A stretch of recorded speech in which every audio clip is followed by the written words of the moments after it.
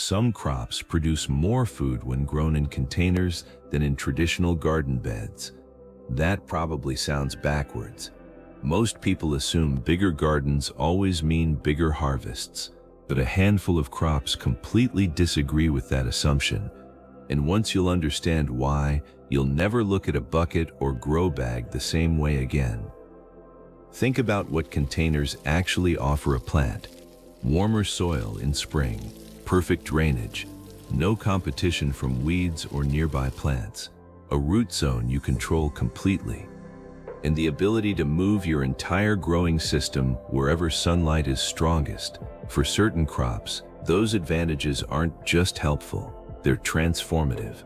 People are growing baskets overflowing with peppers on apartment balconies. Potato harvests bursting out of fabric grow bags on concrete patios. Strawberry plants spilling fruit over the edges of containers that take up less space than a lawn chair. These aren't fluke results. These are gardeners who figured out what certain crops actually need. By the end of this video, you'll know exactly which 7 crops perform best in containers, why each one thrives there, and how to set them up for the biggest harvests possible, whether you have a sprawling backyard or a single sunny corner of a balcony.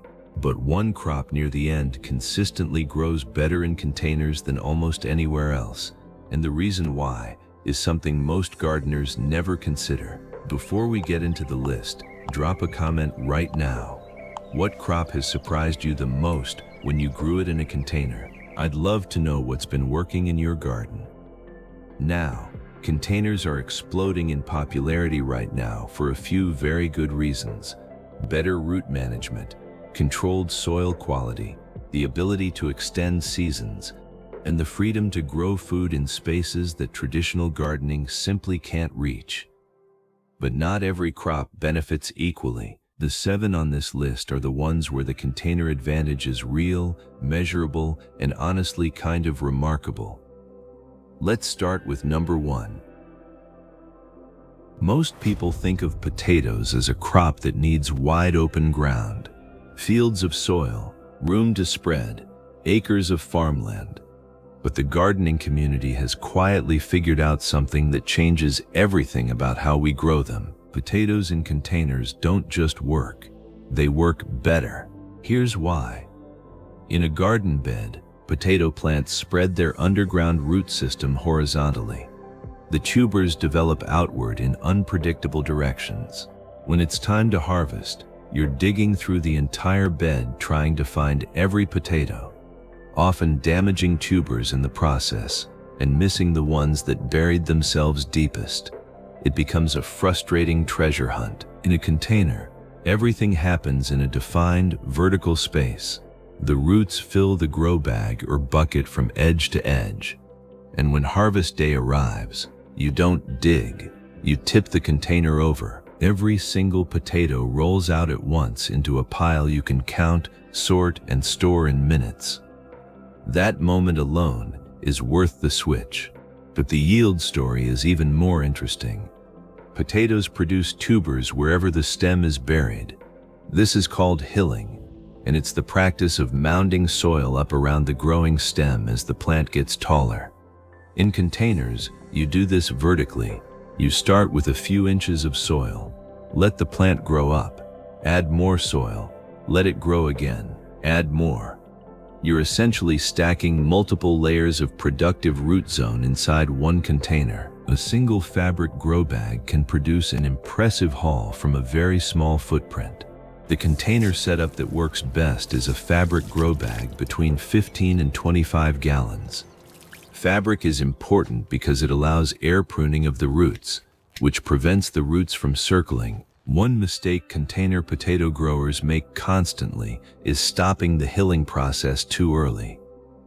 Once you see those first leaves emerging above the soil line, that's your signal to add more. Potatoes in containers also warm up faster in spring.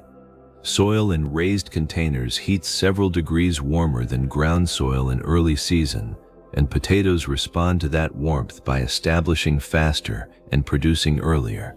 If you're in a cooler climate, and you've always struggled to get a good potato harvest before the weather turns. Containers often solve that problem entirely. Picture tipping over a 20-gallon grow bag at the end of summer and watching 20, 30, sometimes more potatoes tumble out onto the ground. That is the kind of harvest moment that makes container gardening genuinely addictive. This next crop surprised me even more the first time I saw what containers could do for it. Peppers are one of the most popular garden crops in the world, but they're also one of the most frustrating to grow in traditional beds. They love heat. They need it consistently, not just during the day, but in the soil around their roots. And garden beds, especially in cooler or more variable climates, don't always provide it reliably. Containers solve this problem in the most direct way possible. A dark-colored pot or grow bag sitting in full sun absorbs heat and holds it in the root zone all day. Soil temperatures in containers can run several degrees warmer than surrounding ground soil. For peppers, that difference is enormous.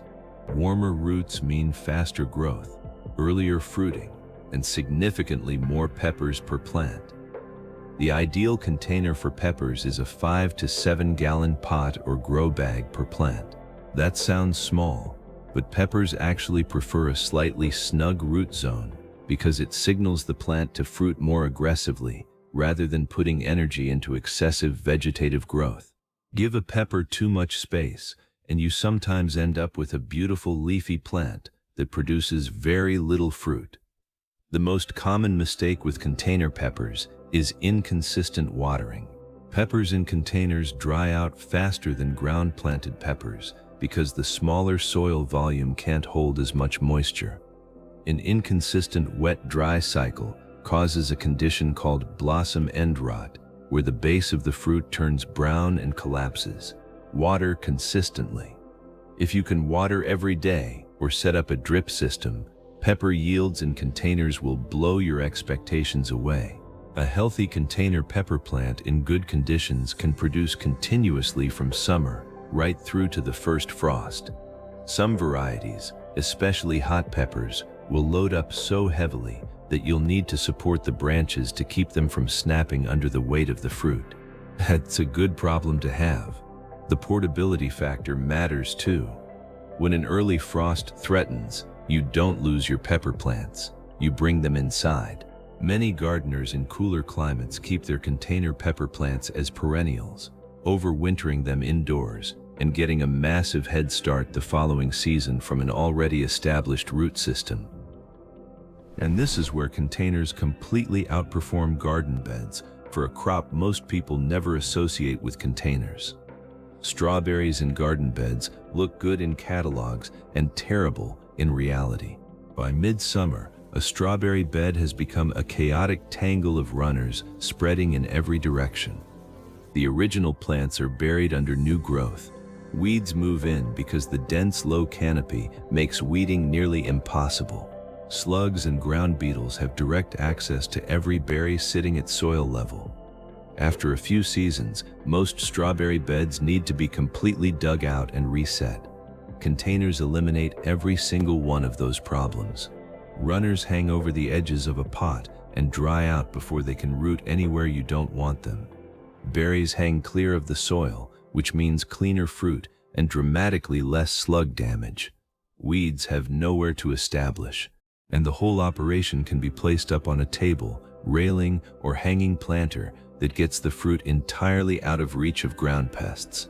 The best container setup for strawberries is either a dedicated strawberry planter with multiple pocket openings or a standard hanging basket or wide shallow planter at least 8 to 10 inches deep. Strawberries have relatively shallow roots, so they don't need deep containers. What they need is good drainage and consistent moisture, both of which a well-set-up container provides perfectly. The mistake that limits most container strawberry growers is neglecting fertilizer. Strawberries in containers are heavy feeders. The frequent watering they need flushes nutrients out of the potting mix quickly. Without consistent fertilizing, production drops sharply after the first flush of fruit.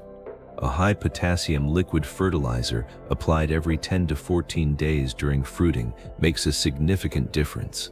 Picture a hanging basket so heavy with ripe red strawberries that the fruit is cascading over every side.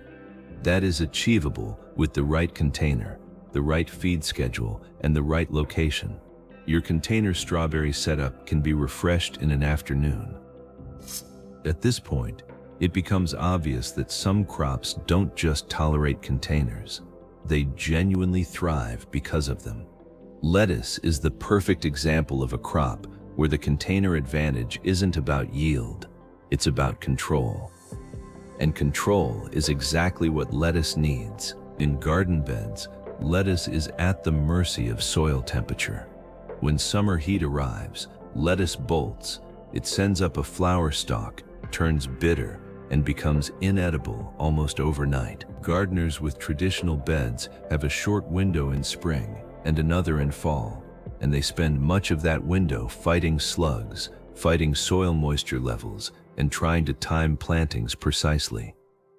Container lettuce gives you control over all of it.